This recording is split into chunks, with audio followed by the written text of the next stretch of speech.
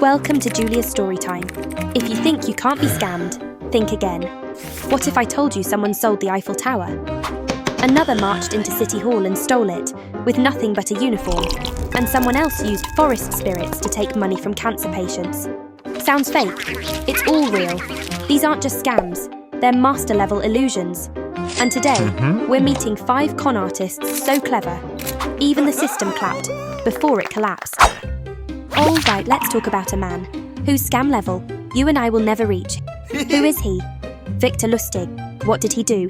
He sold the Eiffel Tower. Not a souvenir, not a miniature. The real, full-sized steel giant in Paris. Let me break it down. In 1925, a newspaper in Paris ran a piece saying the tower was too expensive to maintain. Victor saw that headline and thought, too expensive? That sounds like my cue. He disguised himself as an official from the Ministry of Post and Telegraph, rented out a luxury hotel conference room, invited 5 scrap metal dealers, and said, "The Eiffel Tower is being dismantled. Internal bidding only. You've been specially chosen." Now imagine this. 5 businessmen sipping champagne, listening to a government official explain the plan. Doesn't it sound like a modern-day private investment opportunity? Exactly. Now here comes the genius part. He didn't ask for money up front. He said, "I'm under a lot of pressure, you know how it is." One dealer caught the hint and handed over 70,000 francs as a facilitation fee. Victor took the money, packed his bags, and disappeared. Left the poor guy standing under the Eiffel Tower, watching it still sparkle, still standing and thinking, damn. Now here's the most insane part. The guy didn't report it. Why? Because it was too embarrassing. You bought what? Yeah, he ate the loss. But wait, it gets wilder. Victor came back months later and tried to do it again. That time, someone got suspicious and reported him. He was eventually arrested, but by then, the legend was born. Let's sum it up. This man used a suit, a poker face, and some hotel champagne to sell the pride of France. You think he was a scammer? Number he was part architect, part actor, part Jedi. You and I wouldn't just fail to pull this off. We wouldn't even think of it. Sometimes you realise, in this world, if you just look the part, no one dares ask if it's real. Let me introduce you to Wilhelm Voigt, the man who put on a military uniform and straight up stole an entire city hall. Not a file, not a stamp. The whole damn building, with the mayor, in broad daylight. Here's how it went down. Germany, 1906. Voigt's an ex-con, unemployed, can't get a job, can't get an ID. So he thinks, if no one wants to treat me like a citizen, maybe I'll just become someone who gives orders to citizens. Man goes to a flea market, buys himself a Prussian officer's uniform. Not a costume, a legit one. The kind of uniform where even dogs salute you on the street. Then he walks outside, struts down the road, randomly picks a few real soldiers and says, "You, with me, official mission." And these soldiers? Yes, sir. Now he's got a squad. Marches right into the Copenhagen City Hall, arrests the mayor, detains the treasurer, and says, dead serious, "Withdraw 3,000 marks." This is a government financial seizure. And guess what? Everyone believed him. No one checked his ID. No one asked for orders. The whole city just played along. Once he got the money, he tipped his hat and left. Didn't steal a single cable, just vibes and cash. When the story broke, people in Germany were howling with laughter. Until they weren't. Because suddenly everyone realised, wait, is that all it takes? He got caught eventually, but the judge couldn't even stay mad. The Kaiser himself was like, this guy's a criminal, sure, but he's got style. So they pardoned him and gave him a lifetime pension. Let's break it down. You think the world runs on laws? Nope. It runs on uniforms and confidence. Voigt didn't hack a system, he exposed it. People don't believe in truth. They believe in whoever looks like they're in charge. So before you laugh at Germany, look around. You sure your boss isn't just really good at pretending? This story isn't about a doctor or a nurse. It's about a woman who could look at someone dying of cancer and say, "Give me your money. I'm going to burn it for your healing." Juliette de Souza called herself a medium, but her real skill? Turning someone's final hope into her skincare routine. She told patients, radiation is painful, surgery is dangerous, but your money has healing energy. And then she'd begin her treatment. Not with medicine, but with candles. Not with scans, but with fire. Literal cash burning. She said it was a spiritual offering to the forest gods. Sounds like Greenpeace? No, it was a luxury shopping spree in disguise. You brought her your cancer report. She brought your money to a Bali resort. Your hope was terminal, her credit score, thriving. Your family took out loans. She took out a new Chanel bag. And she gave feedback too.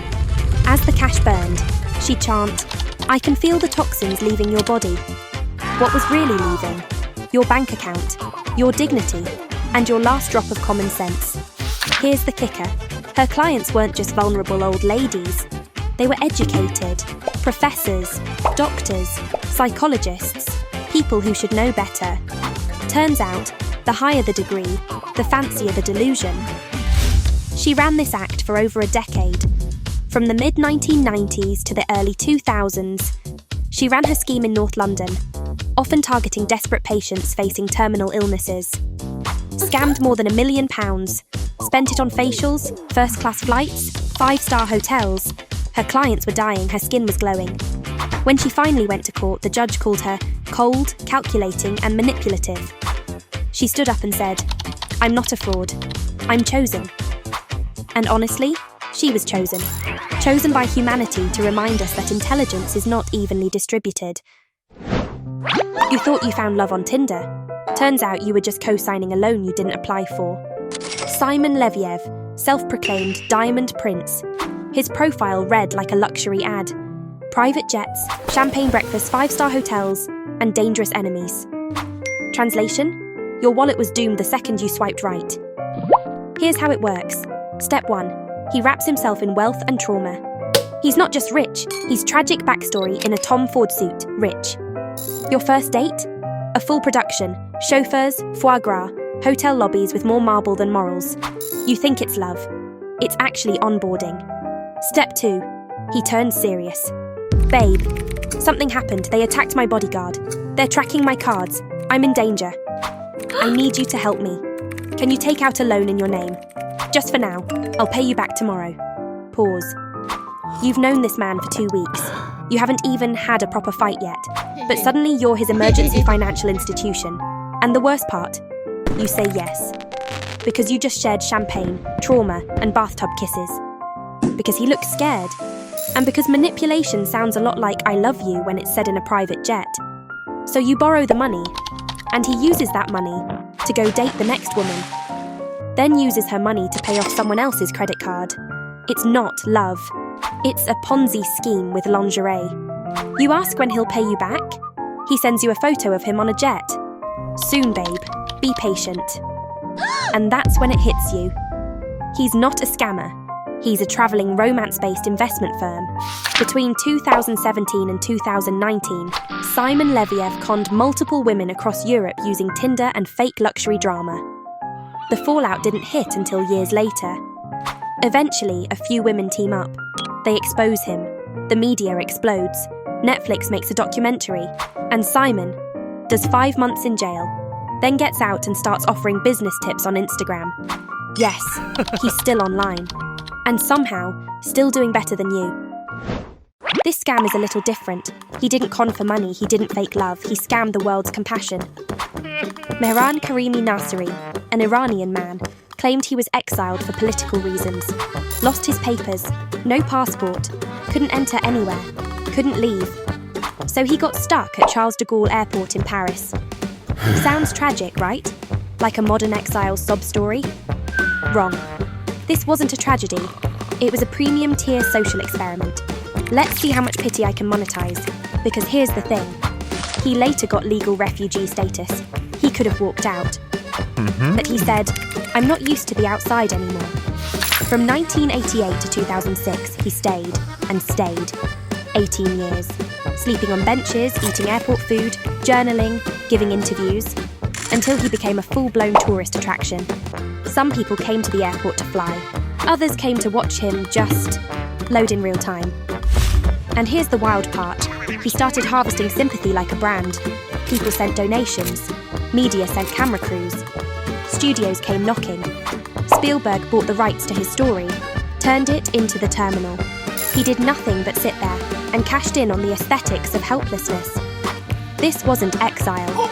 This was a marketing strategy. No ID? He had a permanent visa in the emotional economy. No job.